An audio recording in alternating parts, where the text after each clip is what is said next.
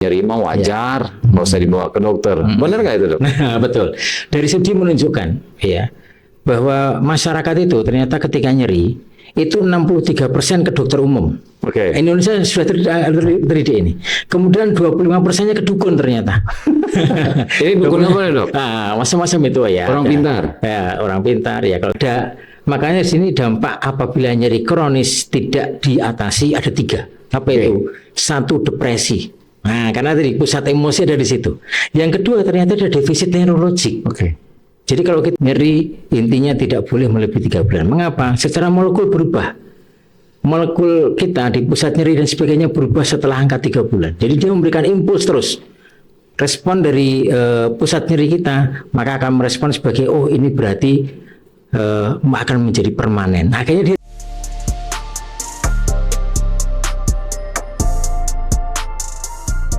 Baik, Assalamualaikum warahmatullahi wabarakatuh. Alhamdulillah hari ini berjumpa lagi dengan podcast Dr. Corneli dan kita kedatangan seorang tamu yang luar biasa yang sudah malang melintang berkecimpung di dunia nyeri, terutama di Bogor bahkan di Indonesia. Bahkan beliau adalah salah seorang yang menjadi founder instalasi pertama nyeri di Indonesia. Assalamualaikum Dr. Sani. Waalaikumsalam warahmatullahi wabarakatuh, Dr. Kornadi. Lengkapnya Dr. Muhammad Sani Musyafa, SPOT, MKes, IPOK. Apa kabar, Dok? Alhamdulillahirabbil alamin. Dr. Sani lulusan mana, Dok? S1, S2, SPOT-nya di mana dan gimana cerita kegiatan sekarang? Silakan, Dok. Siap. Baik, jadi saya lulus dari Fakultas Kedokteran Universitas Muhammadiyah Yogyakarta. OMY. Kemudian setelah itu melanjutkan pendidikan spesialis di Universitas Hasanuddin. Sekaligus Unhas, sekaligus S2-nya di sana. Oke. Terus kalau nyerinya gimana, Dok? Nah, nyerinya kita menambah keilmuan dan sebagainya dengan kursus di prekursor FK Unpad ya, Pajajaran Bandung. Oke, berarti nyeri itu sebuah tambahan pendidikan atau pendidikan. Masuk sub atau bukan, dia kompetensi sendiri lagi. Kompetensi tersendiri, bukan sub juga, tapi Tambahan masih kompetensi, belum ya. Baik, ya, Dok. Kalau nyeri tidak terlepas dari instalasi nyeri pertama di Indonesia. Baik, gimana tuh betul. ceritanya, Dok? Nah, ini dia. Jadi tentu kita berangkat ya. Jadi instalasi ini sebenarnya secara aspek manajerial kan tata kelola sebenarnya. Nah, ini seperti gayung bersambut. Pertama adalah instalasi ini berdiri di Rumah Sakit RSUD Ciawi, yang mana mempunyai visi diantaranya adalah rumah sakit terpercaya dalam pelayanan, pendidikan, penelitian. Nah, kita melihat 3 aspek visi ini perlu dikembangkan dalam semua aspek layanan. Nah, kemudian kita melihat karena layanan nyeri ini pertama bukan instalasi, dulunya seperti klinik begitu ya. Namun dengan keterbatasan ada kurang lebih 14 ya kekurangan sebuah klinik dibanding instalasi. Maka ini kita memicu bahwa kita harus berkembang. Nah, disinilah terbentuknya latar belakangnya membentuk instalasi, berbagai aspek kendala dikumpulkan, kemudian ternyata aspek tata kelola menjadi aspek yang sangat besar. Dan yang kedua tentu orang-orang yang dengan angka sakit dengan nyeri itu ternyata berkembang terus. Ya, kita lihat di CDC tahun 2021 saja bahwa orang nyeri itu adalah 20,9% penduduk rata-rata negara. Oke. Artinya cukup lumayan besar ya. Ya. Lumayan besar. Kalau penduduk Indonesia 200 juta, 20%-nya seperti 40 juta ya. Nah, kurang lebih. Nyeri aja itu. Dan ini sejalan dengan keberhasilan pembangunan Indonesia. Ternyata pembangunan itu diikuti dampaknya apa? Adalah bonus demografi. Di antaranya kelompok usia di atas 60 tahun naik 12%, atau kurang lebih kalau sekarang tahun 2025 kelompok tersebut adalah sekitar 34 juta orang. Dan 60%-nya hidup dengan nyeri. Nah, ini sudah datanya. Jadi luar biasa memang. Nyeri merupakan bagian tersendiri yang tak terpisahkan seiring dengan usia kalau gitu. Jadi betul. Dengan meningkatnya usia harapan hidup, kemungkinan untuk menderita nyeri juga makin meningkat. Iya, betul. Nah, Dok, ini kan apa yang membedakan instalasi nyeri dengan layanan yang biasa? Ya, betul. Jadi tentu tadi kami sudah mengalami layanan yang biasa, klinik-klinik biasa, klinik nyeri dan sebagainya. Ternyata di sana ada keterbatasan modalitas. Baik secara sarana, prasarana, kemudian yang kedua SDM, nah, kemudian yang ketiga adalah regulasinya. Karena tidak mendukung, ternyata klinik itu ada keterbatasan, contoh tidak boleh penggunaan radiasi, contoh itu akhirnya menghasilkan nilai klinik tersebut. Nah ini yang kemudian kita ini kayaknya nggak bisa, kita harus expand lagi, nah seperti itu supaya layanannya nambah terus. Nah diantaranya itu, oleh karena itu regulasi yang jelas diikuti dengan tata kelola yang baik itu akan menghasilkan outcome yang bagus juga. Jadi ini instalasi nyeri pertama, otomatis berarti regulasi terkait nyeri itu juga belum ada dulu? Belum ada. Oh, jadi ini sekaligus instalasi pertama juga dan membuat dan mengarahkan jadinya regulasi pertama tentang nyeri. Regulasi, betul. Dan pernah kita mendapat kunjungan dari Kementerian Kesehatan, ini yang lucu ya. Jadi Dirjen Kefarmasian sempat datang ke instalasi, kemudian mengidentifikasi seluruh sarana prasarana. Dan muncul pertanyaan di sana, ini dikategorikan dalam layanan apa kira-kira alat-alat ini? Nah, artinya dari Kementerian Kesehatan saja sebenarnya sudah masih abu-abu ya, masih tanda kutip abu-abu. Ini meletakkan di mana, apalagi kita cerita masalah kompetensi, apalagi tata kelolanya gitu. Jadi ini yang kita mengawali. Tapi sekarang sudah fix semua ya, Dok? Alhamdulillah ya, dengan membangun luar biasa ya, Dok. Dengan komunikasi yang baik, dengan keuletan, pasti perjuangannya nggak ringan saya kira, membuat. Dan sekarang kelihatannya jadi contoh untuk banyak rumah sakit, banyak bagian rumah sakit lain yang studi banding di sana. Iya, hampir tiap bulan. Ada tiap bulan. Baik, dokter. Kan ini kita memahami sedikit terkait dengan mitos nyeri ini. Iya. Masyarakat kan sering menganggap nyeri itu hal yang biasa. Betul. Bahkan dianggap bagian dari proses yang normal soal penuaan. Iya, betul. Sebenarnya bagaimana sih definisi medis tentang nyeri? Iya. Yang pertama tentu perlu dipahami bahwa definisi nyeri menurut IASP ya, International Association for Study of Pain ya. Jadi nyeri itu adalah sebuah rasa tidak nyaman, baik secara sensoris maupun emosional. Karena memang kenapa kok dia menyatakan sensoris dan emosional? Karena memang pusat nyeri itu ada di limbik. Di sana ada pusat sensorik sekaligus pusat emosi. Makanya ketidaknyamanan sensoris dan emosional terkait dengan kerusakan jaringan yang aktual maupun yang potensial. Artinya yang real rusak jaringannya atau yang mau rusak, potensi rusak. Nah inilah definisi nyeri. Oleh karena itu kadang-kadang masyarakat melihat sekarang ini mulai bergeser paradigma nyeri sebagai gejala ya, menjadi nyeri menjadi sebuah penyakit. Jadi gejala simptom bergeser pelan-pelan dia menjadi sebuah disease. Nah ini yang perlu diantisipasi oleh semua pemberi pelayanan. Kalau kita kenal dulu tahun 2010 melalui deklarasi Montreal bahwa nyeri adalah tanda vital kelima atau tanda vital paling bungsu, maka sekarang tanda vital ini mulai bergeser paradigmanya dari tanda vital saja menjadi sebuah penyakit. Contoh dulu tensi ya, tekanan darah itu tanda vital pertama yang terkenal sekali di dunia ini. Nah nyeri itu tanda vital kelima, yang mana nyeri ini dari mulai simptom kemudian bergeser menjadi sebuah disease, dan ini harus diantisipasi oleh para pembeli pelayanan, terutama yang belum terpapar, apalagi di RSUD daerah seperti itu. Jadi sekarang trennya nyeri sebagai sebuah simptom sudah bergeser menjadi nyeri sebagai sebuah penyakit. Betul. Nah kalau begitu kapan sebuah nyeri itu harus diwaspadai dan kapan pasien sudah mulai harus konsul ke dokternya? Iya betul. Jadi yang pertama tentu nyeri ini tidak semuanya, namun nyeri-nyeri yang sifatnya mengganggu, tidak respon dengan obat, tidak respon dengan penanganan konservatif yang sudah membutuhkan waktu lama. Ini segera ini. Rata-rata orang kalau kita lihat datang sudah berapa lama ini? 1 tahun loh, ngapain 1 tahun ini? Mesti ada step by step di sana. Oh nyeri ini tidak berhasil, kemudian bagaimana penanganan langkah selanjutnya. Dan inilah kemudian jangan sampai jatuh kepada sesuatu yang disebut sebagai nyeri kronis.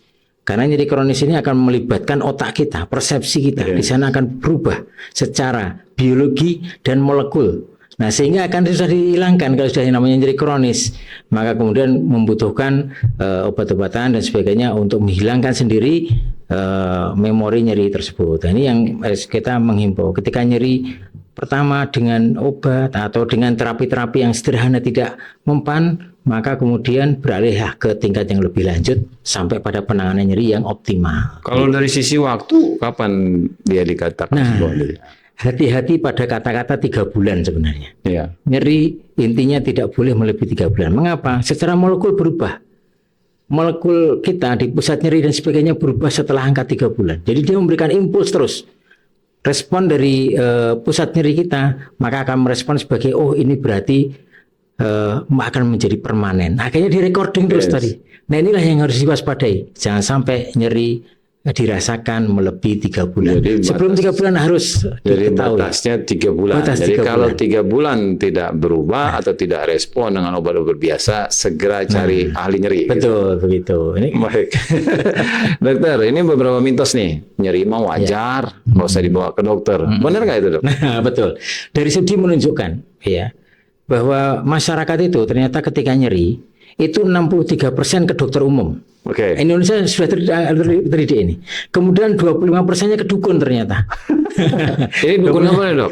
Macam-macam itu ya. Orang pintar. Ya, orang pintar. Ya kalau kita ada Cimande ya, Oke. ada macam-macam.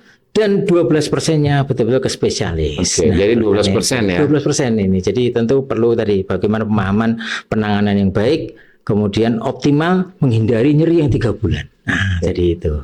Jadi nyeri wajar kalau masih di bawah 3 bulan, 3 bulan oke-oke ya. aja. Ya, Tapi itu jangan sampai ke cepat. dukun kali ya, Dok. Ya, gitu, betul.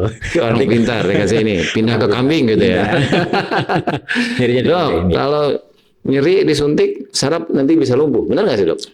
Betul. Jadi tentu ini ada mitos-mitos ya bahwa kalau disuntik nanti lumpuh dan sebagainya.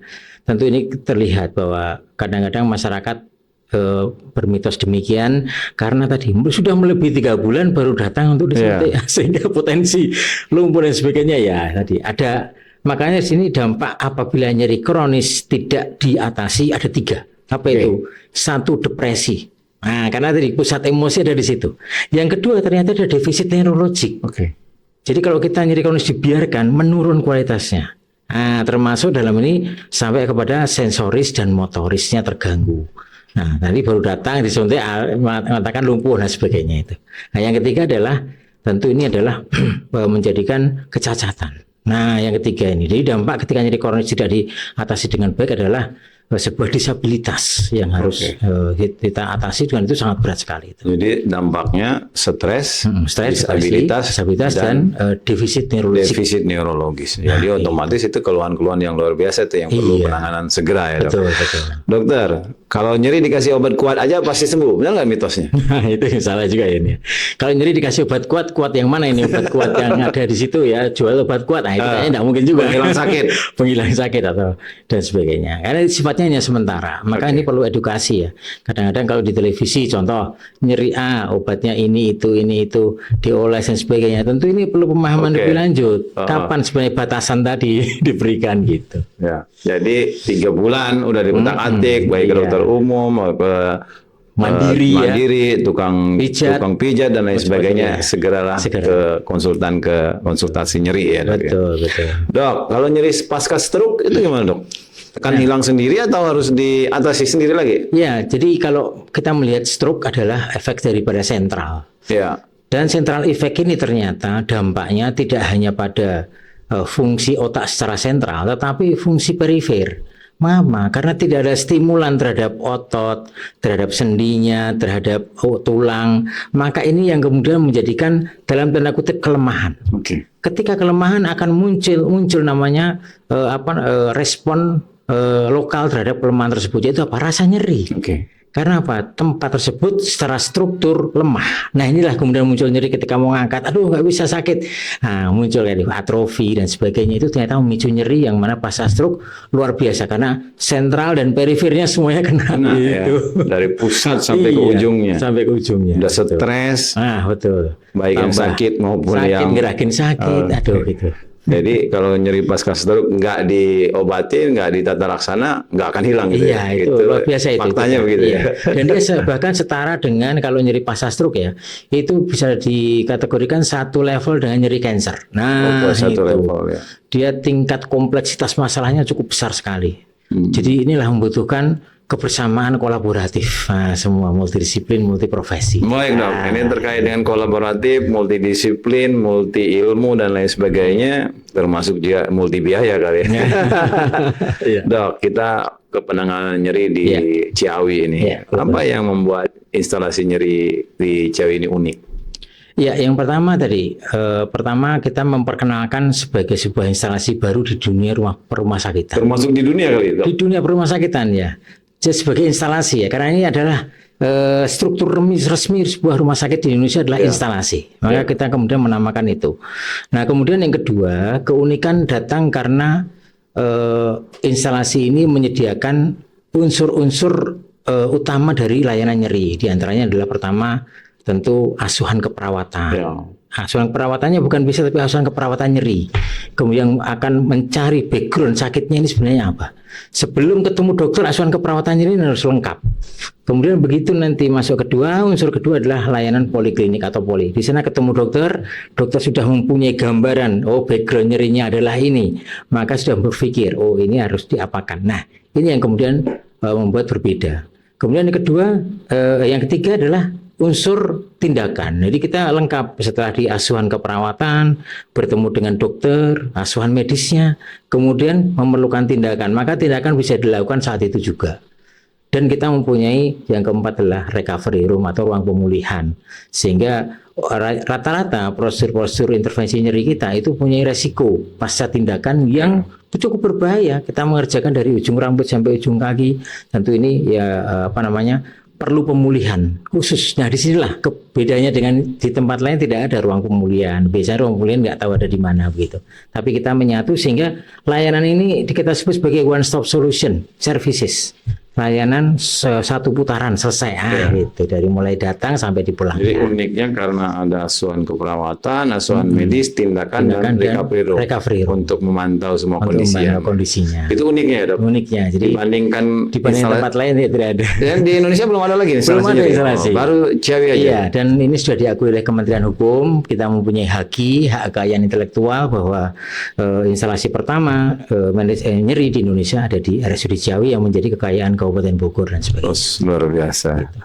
Dokter, kalau apa saja layanan unggulannya di instalasi nyeri Ciawi, misalnya seperti blok saraf atau okupasi dan lain sebagainya? Iya, baik. Jadi alhamdulillah karena kita ini membangun dengan kolaboratif, artinya memaksimalkan apa yang ada di RSUD Ciawi. Kebetulan RSUD Ciawi itu mempunyai layanan-layanan unggulan yang lainnya. Nah, kita menggabungkan kolaborasi di sana. Di sana ada digestif ya. Kadang-kadang nggak saya lihat, antrian sudah 3 bulan, 2 bulan, luar biasa itu ya. Nah, ini yang kita tangkap sebagai layanan kolaboratif. Pasien-pasien digestif, nyeri digestif, onkologi, kanker dan sebagainya itu kita gabungkan. Mungkin dari tempat layanan yang lain. Nah, ini layanan kolaboratif banyak sekali.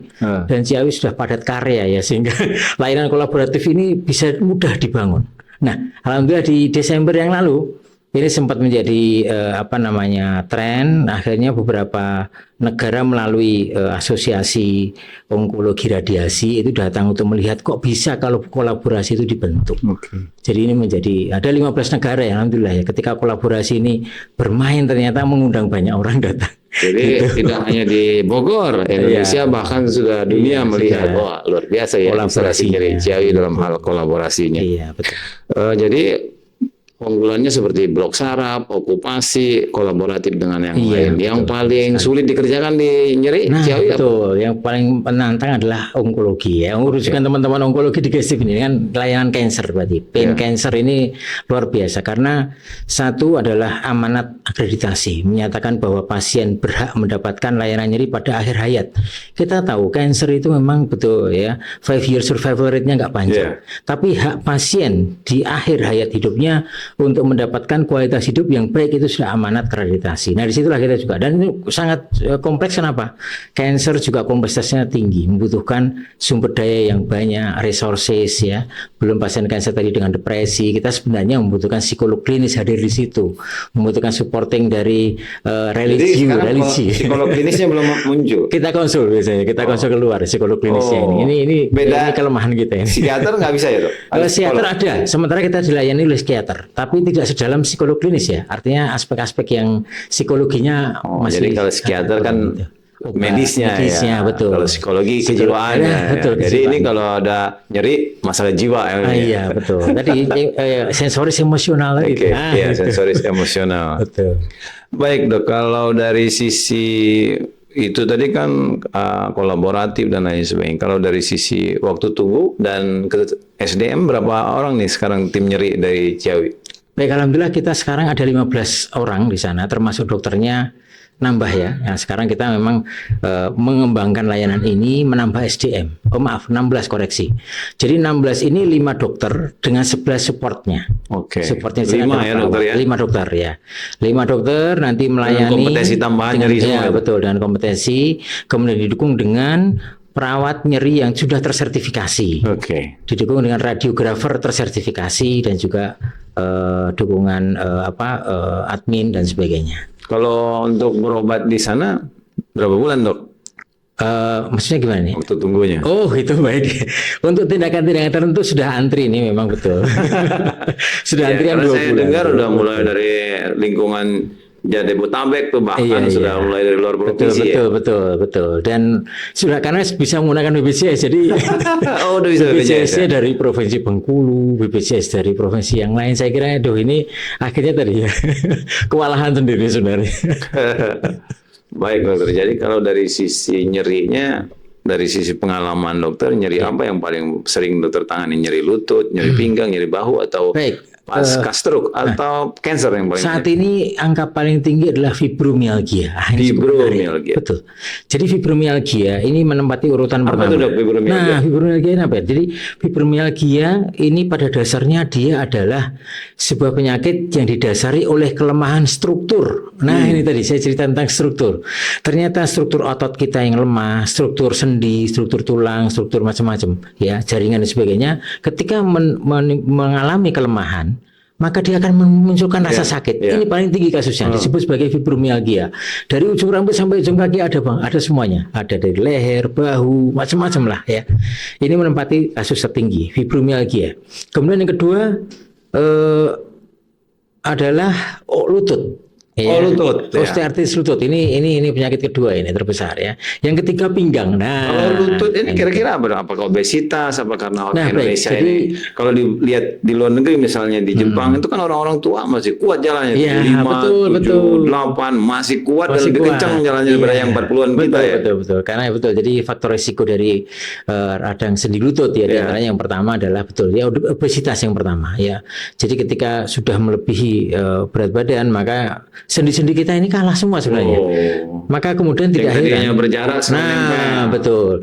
Makanya perlu disadari orang yang usianya lebih dari 40 tahun maka tinggi badannya akan menurun. Nah, ini harus kita sadari nih.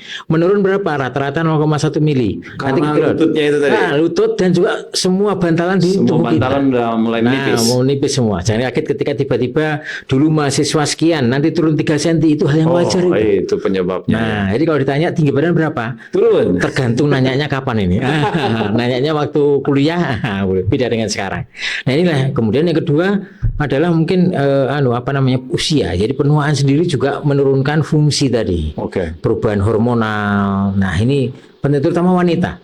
Maka kita punya statistik pasien nyeri terbanyak 80% wanita. Nah, ini menariknya 20% laki-laki, 80% wanita. Jadi kalau Anda wanita, hati-hati ini masuk kelompok nyeri yang paling banyak tadi. Nah, mengapa? Perubahan hormonal tadi yang cukup besar. Kemudian pola hidup, aktivitasnya berbeda. Laki-laki cenderung lebih aktif ya kan, kalau perempuan ya kurang aktif lah begitu.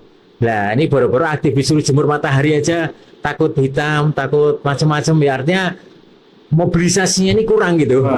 Ini yang penyebab-penyebab itu. Jadi wanita paling banyak menderita nyeri. Jadi nyeri lutut. Ya. Yang ketiga itu pinggang. Nah, ini atau disebut sebagai LBP, low back pain, itu paling banyak yang ketiga. Nah, yang keempat baru yang lain-lain ya, ada servikal, HNP servikal, dan yang kelima adalah bahu. Ini paling 5 terbesar kita. Dan saya kira kalau para pemirsa ya podcast ini melihat ada nggak yang sakit bahu? Orang tuanya, neneknya, dan sebagainya, rata-rata sudah ini sakit bahu, lutut, pinggang, leher ini. Maka dulu ada namanya lagu ya, judulnya pundak lutut kaki. Ini karena tadi itu gejalanya memang di arah itu. Gitu kurang lebih. Intermezzo aja lah ini. Kepala, pundak, lutut kaki. Itu dia. Tadi berarti fibro, terus lutut, terus pinggang, terus bahu, terus leher. Leher dan stroke dan cancer menduduki peringkat terakhir. Itu setelah 10 masuk 10 besar. Oh, masih tapi masuk 10 Masih di besar. 10 besar. Dok, berarti kan kalau udah lama nyerinya, itu kan berarti butuh proses dong. Betul, betul. Bisa diceritakan nggak dok? Menangani nyeri yang sudah berproses selama tahapan-tahapannya. Sehingga ada nggak pengalaman, oh dulunya nyeri sekali, udah bertahun-tahun, sekarang bisa hilang kan dok? Baik, jadi beberapa waktu yang lalu kami diminta untuk menulis sebuah kajian. Kajiannya judulnya efikasi ya, tapi ini efikasi dan efektivitas. Artinya seberapa jauh penanganan nyeri ini harus sesuai dengan tingkat sakitnya. Ya. Kalau dulu sakit banget gitu, maka kemudian kita lihat beberapa case yang saya ambil, misalkan dengan case plantar fasciitis misalkan, ya, atau lutut. Saya juga mengambil kasus lutut. Lutut ini dengan nyeri yang bertahun-tahun, kemudian hanya pada level konservatif, obat terapi. Kita hitung dalam 1 tahun itu 43 kali fisioterapi itu. Oke. Wah, Biayanya luar biasa. Nah, ini kayak kita ngitung efikasi nih. Berapa biaya pemerintah yang dikeluarkan untuk itu. Kemudian suatu saat pasien tersebut dirujuk ke kami. Ya. Nah, ternyata hanya membutuhkan kurang lebih 3 kali penanganan. Oh. Artinya ini efikasi memang betul penyakit itu, ya, tingginya penyakit harus diikuti dengan cara ngobati yang selevel, setara. Kalau dia levelnya tinggi diobati dengan under treatment, tidak akan sembuh-sembuh ini. Mesti selevel dengan cara selevel dengan obat dengan penyakitnya. Nah, ini yang baru efektif, efisien. Itulah efikasi yang perlu studi ini harus dikembangkan secara manajerial dan sebagainya. Saya kira itu dan diedukasikan ke masyarakat. Kalau terhadap pasien lansia yang punya nyeri kronis itu gimana? Dan Nah, biasanya ada nyeri ini. Betul. Nah, ini tadi saya sampaikan karena bonus demografi. Lansia ini kompleksitas. Ya. Tinggi sekali. Jadi kalau pertama datang, wah saya sakitnya lutut. Tapi besok diobati lutut selesai, besok jadi pinggang. Lusa nanti jadi bahu. Ini akan terjadi terus. Yeah. Karena itu kita menjaga ya. Sebelum kita ini menjadi lansia, lebih baik adalah bagaimana kita belajar, kemudian mempersiapkan diri untuk tidak menjadi lansia yang sakit. Ini yang penting nih. Tips dan edukasi. triknya apa tuh dok? Supaya Betul. tidak seperti lansia yang menderita nyeri terus. Nah, yang pertama adalah mengetahui faktor-faktor resiko. Ya. Jadi ada angkat-angkat berat ya. Baik, boleh angkat-angkat berat boleh, tapi fisik Anda harus kuat. Ya. Harus dilatih. Bagaimana Anda menyeimbangkan pola hidup yang sehat dengan penguatan otot-otot, dengan latihan exercise ya. Kemudian beban tersebut bisa diangkat. Namun tanpa latihan, maka beban tersebut tidak bisa diangkat. Kemudian kedua, menjaga pola hidup sehat dengan mencegah obesitas. Oke. Nah, berarti tadi apa? Pola hidup, makan yang sehat dan seimbang. Nah, yang penting di situ pola hidup seimbang. Ada karbo, lemak, protein, berapa sih persentase yang sehat untuk sana? Banyak teori mengatakan karbo itu 40, protein 40, lemak 20 dan sebagainya. Tentu ini berbagai macam teori. Namun kita harus aware, sadar bahwa pekerjaan kita apa disesuaikan dengan pola hidup, pola makannya. Nah, ketika pekerjaan kita berat-berat, petani di sawah nyangkul, karbohidrat tinggi tidak apa-apa lah. Tapi kalau pekerjaan kita hanya back office, ya duduk saja, karbohidrat ya diturunkan lah gitu. Kemudian tinggikan protein dan sayur. Saya kira itu yang jadi exercise, hindari obes. Dua jadi betul. faktor penting untuk itu. Betul. Exercise berapa menit dok? Nah, secara ilmu ya, amanat exercise latihan sehari itu adalah 30 menit sebenarnya.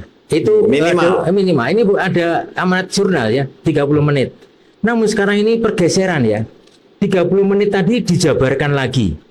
Karena yang namanya latihan itu ada cardio exercise, ada olahraga kompartemen. Ya. Ini harus seimbang nih. Kalau dulu kita terkenal dengan cardio exercise terus betul. Tapi olahraga kompartemennya enggak. Akhirnya apa? Jantungnya betul-betul sehat tapi badannya ada sakit-sakit. Nah, ini harus seimbang. Oleh karena itu pola hidup 30 menit tadi, olahraga 30 menit tadi harus seimbang. Separuh cardio exercise, separuhnya olahraga kompartemen. Ada upper extremity, ada core, ada lower yang harus dilatih semua setiap hari 30 menit. Sisihkan waktu, pilih jenis olahraga exercise yang paling fleksibel. Waktunya sibuk ya udah diantaranya ada enggak. Sampai malam enggak apa, setelah malam exercise disisihkan 30 menit. Yeah. Maka pilih olahraga jangan olahraga yang sifatnya sangat kompleks itu. Mau sepak bola, enggak ada sepak bola malam-malam jam 12 malam. Gitu contohnya. Baik, Dok. Ini berarti kan exercise obesitas. Exercise minimal 30 menit 30 menit. dengan fleksibilitas sesuaikan dengan kondisi masing-masing. Betul, betul.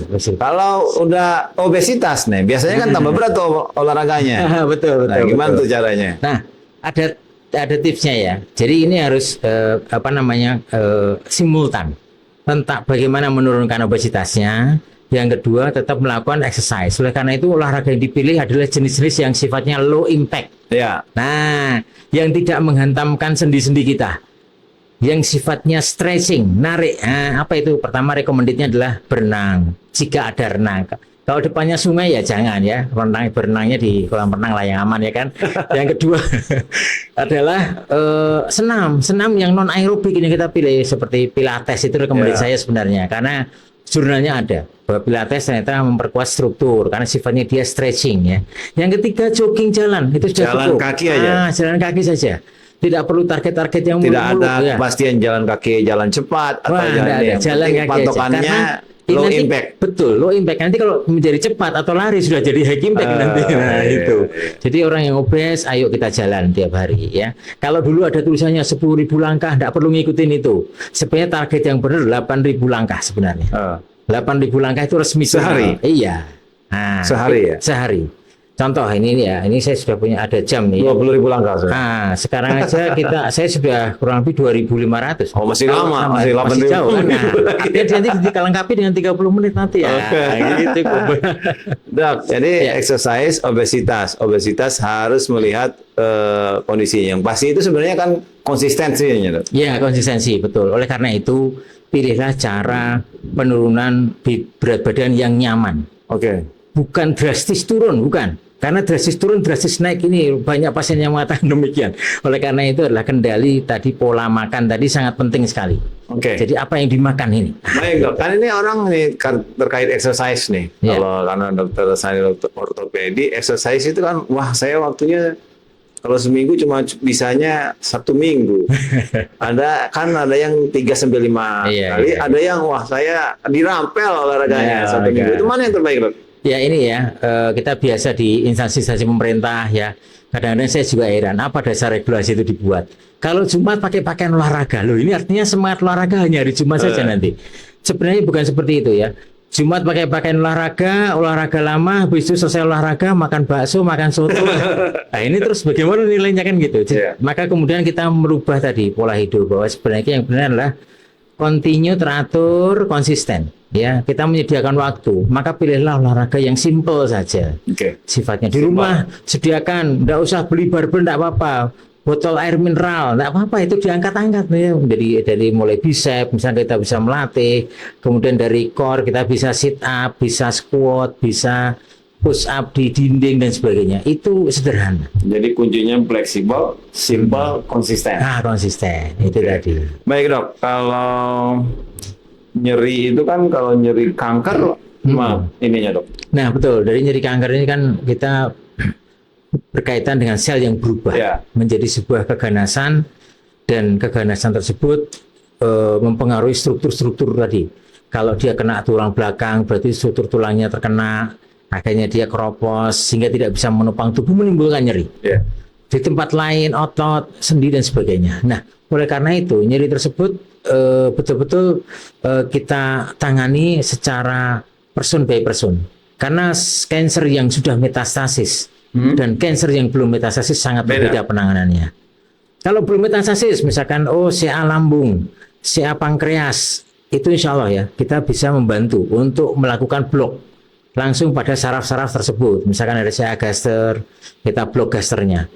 CA pankreas atau area ginekologi, misalkan pelvic dengan tumor pelvic misalkan. Nah itu masih terlokalisir, itu masih memungkinkan untuk diblok. Tapi begitu ada metastasis, maka kemudian betul-betul ini adalah arahnya pada layanan paliatif. Yang memang regulasi paliatif di Indonesia itu baru ada resmi tahun 2023. PMK paliatif. Ya. Di sana menempatkan tata laksana manajemen ini nomor 1 dari layanan paliatif tersebut, karena ini adalah basic daripada penyakitnya, yaitu apa? Dengan nyeri rata-rata sudah karena menyebar sehingga banyak struktur jaringan yang terdampak. Sehingga kolaborasi tadi sangat penting. dokter utama, misalkan onkologi, ditambah nanti tambah dokter yang lain nyeri, kemudian supporting psikologi, supporting yang lainnya, di sana ada gizi, ya ada tim, nah layanan kolaboratif itu betul. Dan sangat berhubungan dengan palliative care. Ya, palliative care, betul. Jadi dan ini kemarin baru diresmikan di Ciawi juga ya, karena tadi mendapatkan kunjungan banyak ya, tentang palliatif dan sebagainya. Inilah layanan kolaboratif yang harus. Jadi ini sebenarnya layanan yang luar biasa ya, nyambung dengan, dan kayaknya Dr. Sani sudah mengantisipasi dengan bonus demografi, nyerinya meningkat. Iya. Wah, ini peluang tersendiri nih. Iya, betul. Saya melihatnya begini, Kabupaten Bogor ini adalah kabupaten yang penduduknya paling banyak se-Indonesia. 6 juta jiwa. Itu kabupaten tertinggi itu. Dan bahkan satu provinsi sendiri. Ya, seperti Provinsi Sumatera Barat. Penduduknya juga sama. Kalau di Kabupaten Bogor bupatinya cuma 1, di Provinsi Sumatera Barat bupatinya 18 di sana. Nah, inilah maka sangat betul-betul butuh fokus ya kita untuk memberikan pelayanan orang sebanyak itu. Bahkan setara dengan satu negara Singapura. Artinya luar biasa. Jadi kita harus ada di perencanaan, layanan, kita mau membangun produk ini, kemanfaatan di sana. Nah, itu bagaimana itu bisa rencanakan. Begitu. Dr. Sani, kan masih banyak orang yang di luar sana yang sudah menderita nyeri tapi belum tertangani dengan baik. Apa nih pesan Dr. Sani? Baik, yang pertama kita meningkatkan awareness dulu terhadap bahwa pentingnya nyeri ini untuk diberikan porsi dalam penanganan layanan, sebuah layanan ya. Tentu saya juga melihat ini tantangannya masih besar, apalagi kemudian kita cerita tentang daerah ya, yang belum ada orangnya, alatnya nggak ada, apalagi cerita regulasi gitu. Nah, sehingga kita memperkenalkan terus melalui podcast seperti ini. Saya sangat bersyukur diundang oleh Dr. Kornadi sehingga memperkenalkan layanan ini ke masyarakat. Sehingga saat ini betul-betul ya sosialisasi dalam bentuk digital marketing menjadi kunci utama sebenarnya. Sehingga kesadaran akan layanan ini tumbuh, tidak hanya lokal. Karena podcast ini bisa diakses Sabang sampai Merauke bahkan dunia. Nah, karena itu menjadi nilai kemanfaatan yang cukup tinggi begitu. Sehingga layanan dikenal, lama-lama akan tumbuh layanan tersebut di daerah-daerah. Jadi awareness terus tanggap terhadap informasi. Kalau buat mereka yang di daerah-daerah yang belum terkenal informasi ini, misalnya kan tadi masalahnya adalah masalah informasi, masalah ilmu, masalah mereka datang ke dukun, mereka datang ke dokter umum yang tidak sembuh-sembuh. Jadi kalau sudah 3 bulan, buruan lah cari, jangan dibiarin gitu sebelum terjadi dampak komplikasi. Betul. Dokter Sani, ini kalau harapan Dokter Sani terhadap pengembangan nyeri, penanganan nyeri di Indonesia seperti apa?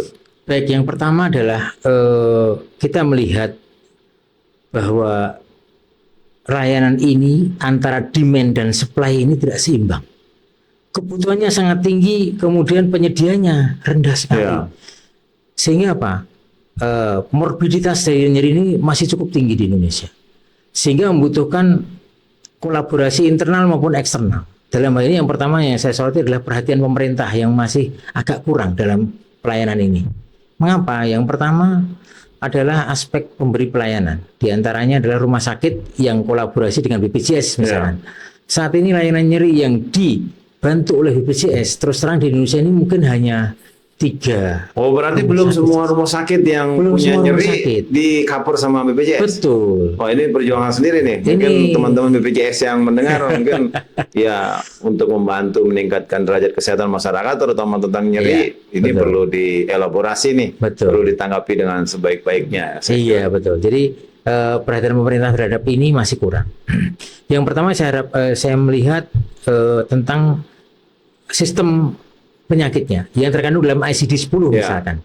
Padahal di luar negeri kita sudah kenal namanya ICD-11 yang mengcover semua penyakit-penyakit itu apa masih 10 ya. Ini masih ICD-10. Jadi bingung mencari coding apa, coding ini, coding itu. Yang kedua adalah tindakan. Tindakan kita mengenal saat ini ICD-9-CM ya. Kalau di luar negeri sudah tidak dipakai lagi. Sudah ada sisi kanan, sisi kiri, kemudian secara spesifik. Oleh karena itu berarti kita terlambat ini. Iya, agak terlambat karena sebenarnya ICD-11 sudah diterapkan sejak tahun 2021 oleh banyak negara. Kita 2025 belum bergerak ya. Kenapa kira-kira ini alasannya? Padahal dia sudah diperkenalkan PBB tahun 2018. Nah, inilah perlu tadi support pemerintah. Artinya pemerintah melalui regulator. Ada DPR ya, kemudian eksekutif, yudikatif, legislatif ini perlu bersama-sama membangun konsep-konsep yang belum terpikirkan seperti ini. Kemudian didukung dengan juga perlunya sosialisasi, karena mungkin membedakan antara injeksi intervensi saja sudah masih belum paham masyarakat. Disuntik injeksi, padahal kita melakukan intervensi sama seperti kardio intervensi kan gitu. Tapi bahasanya suntik, padahal ya mungkin hanya karena caranya disuntik kan. Itu kurang lebih gitu. Jadi karena regulator tadi dulu yang penting dulu. jadi karena supply dan demand, supply-nya banyak, demand-nya banyak, supply-nya jadi SDM dan kapasitas pelayanan di rumah sakit dinaikin. Terus regulatornya juga memahami betul. Fasilitasi coding-codingnya itu dan sebagainya. Yang ketiga mungkin pembiayaannya ya dok.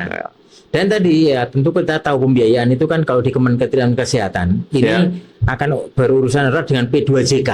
Jadi P2JK itu melakukan costing di sana.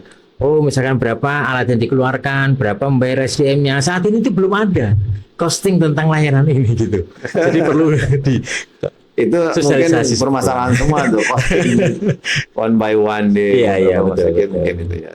Terakhir dok, mungkin ini kan harapan Dr. Sani supply demand-nya terpenuhi, teratasi dengan penyuplai dan segala macamnya. Nah, harapan Dr. Sani ke depan untuk terutama baik RSUD Ciawi maupun nasional nih terkait dengan penanganan nyeri yang pasti sudah makin meningkat nih. Iya, betul. Nah, khawatirnya ini kan regulasi tidak menyentuh.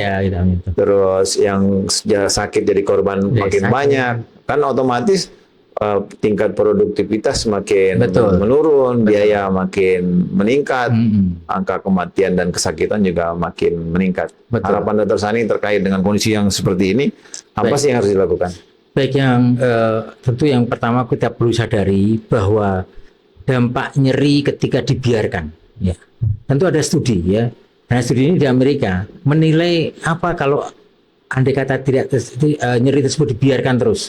Tadi saya sudah sampaikan, depresi, defisit neurologik atau kekurangan penurunan fungsi, dan juga adalah disabilitas. Tetapi ternyata ketiga ini menghasilkan satu tolak ukur. Di Amerika itu sudah terlihat berapa sih pemerintah membayar pembiayaan nyeri ini kalau nyeri ini dibiarkan tidak ditangani dengan baik. Ternyata pembiayaan nyeri dalam 1 tahun 1% 1 tahun ya total pemerintah membiayai itu, karena di sana tadi ada pembiaran juga, dibiarkan terus akhirnya apa? Di sana dilihat angka kerugian akibat pembiaran nyeri itu kurang lebih 635 miliar dolar. Kalau dirupiahkan ini sekitar 9.000 triliun. Dan kita paham angka 9.000 triliun dari adalah APBN Indonesia dong. Betul. APBN Indonesia tahun 2023 3.000 triliun, 2024 3.300 triliun. Ini angka untuk kerugian nyeri 9.000 triliun, luar biasa. Artinya apa? Kerugian ini yang akan kita hadapi kalau itu diukur. Oleh karena itu kerugian tadi apa diukurnya? Ketika kita membuka detailing terhadap kerugian itu, diantaranya kerugian sebuah perusahaan. Ketika anak buah karyawannya sakit, izin berapa hari, produktivitas perusahaan menurun. Bahwa tidak hanya perusahaan swasta, perusahaan negara dan sebagainya. Ini dampak-dampak yang harus dihadapi. Baik, itu butuh kesadaran bersama. Dr. Sani, ini kita sampai pada penghujung podcast kita. 3 kata tentang penanganan nyeri di Indonesia dan pesan dokter. Baik. Yang pertama kita perlu meningkatkan awareness tentang nyeri, yang satu ya. Jadi awareness dulu, kita sadar dulu bahwa nyeri perlu mendapatkan perhatian karena betul-betul dia adalah tanda vital. Vital artinya penting, penting artinya perlu perhatian ya. Yang kedua perlu tata kelola yang efektif. Efektif artinya apa? Biaya yang dikeluarkan harusnya lebih sedikit dibandingkan biaya yang kerugian tadi kan gitu. Artinya bisa dicegah. Ada yang ketiga adalah